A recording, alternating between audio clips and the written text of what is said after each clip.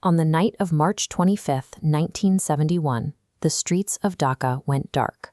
Without warning, military tanks rolled into residential neighborhoods, opening fire. The assault spared no one. Soldiers targeted university dormitories, swept through homes, and executed unarmed students, women, and children where they stood. To understand how this crisis escalated, you have to look at the map of Pakistan as it was drawn in 1947. The country was split into two distinct territories: West Pakistan, holding the political power, and East Pakistan, modern-day Bangladesh, holding the majority population. Between them sat thousands of miles of Indian territory, making any direct physical connection between the two Pakistani regions completely impossible. By 1970, the East Bengali population had endured decades of economic and cultural suppression from the West. That year, their local leader, Sheikh Mujibur Rahman, won a sweeping absolute majority in the national elections. He earned the right to be prime minister, but the military generals in the West flatly denied him the transfer of power. When East Bengalis protested to protect their democratic mandate, the military generals ordered a systematic purge. It was a calculated slaughter that quickly spiraled out of control, pulling neighboring India directly into the crosshairs. Fleeing the violence, over 10 million desperate refugees poured across the border into India in a matter of months. India was suddenly facing a massive, unsustainable humanitarian crisis. Indian Prime Minister Indira Gandhi realized diplomacy was failing.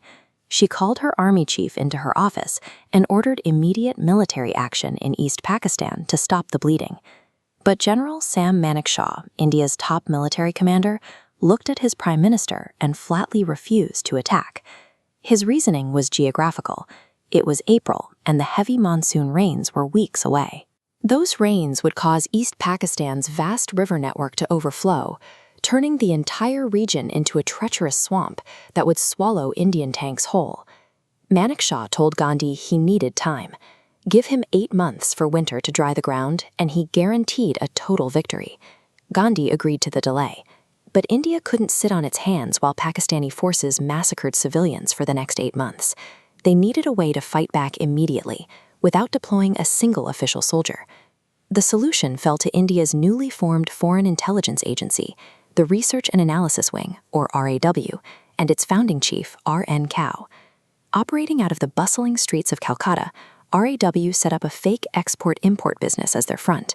From this quiet safe house, they began weaving an extensive covert network right across the border. Cow's strategy bypassed the mud and the monsoons entirely. Instead of sending Indian troops into the swamps, R&A would harness the raw anger of the Bengali refugees and equip them to fight back.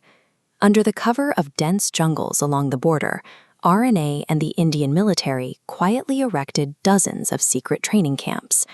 Thousands of displaced students, farmers, and young men poured into these locations. Over a few intense weeks, Indian para-commandos taught them how to handle automatic weapons, assemble explosives, and set lethal ambushes. These grieving civilians were rapidly forged into a dedicated, highly lethal underground army. They were called the Mukti Bahini. R&A effectively solved the monsoon problem. Heavy tanks might sink in the mud, but a lightweight, highly motivated guerrilla force seamlessly blended into the terrain, answering to no conventional military constraints. As the monsoon rains began to fall, the newly trained Mukti Bahini fighters slipped quietly back into East Pakistan. They immediately went to work crippling the Pakistani infrastructure. They severed communication cables, they detonated major bridges, blew up supply depots, and staged relentless hit-and-run ambushes on military convoys. The psychological toll was massive. Pakistani soldiers, realizing they were surrounded by a hostile population armed with deadly skills, became terrified to leave the safety of their concrete bunkers after dark. Back in Calcutta, R&AW acted as the brain of the operation, multiplying the guerrillas' effectiveness by feeding them real-time intelligence and precise, accurate maps of Pakistani troop movements. By the time the skies finally cleared and the 8-month wait was over, the Pakistani military in the east was exhausted, deeply paranoid, and cut off from their vital supply chains. Desperate to force a resolution, the Pakistani Air Force officially launched preemptive strikes on Indian air bases on December 3, 1971. The overt war had begun. This was exactly what General Manekshaw had been waiting for. The monsoon was gone, the ground was hard, and his heavy armor was ready. Indian infantry and tank columns crossed the border and pushed straight into East Pakistani territory, advancing with astonishing speed. They moved quickly because they met an enemy that was already paralyzed. The Mukti Bahini had dismantled the region's defenses from the inside, and were now acting as highly effective local guides for the advancing Indian forces. The physical invasion landed against a military that had spent the entire monsoon season being hollowed out by shadow warfare. Just 13 days after the official war started, the Pakistani defenses collapsed.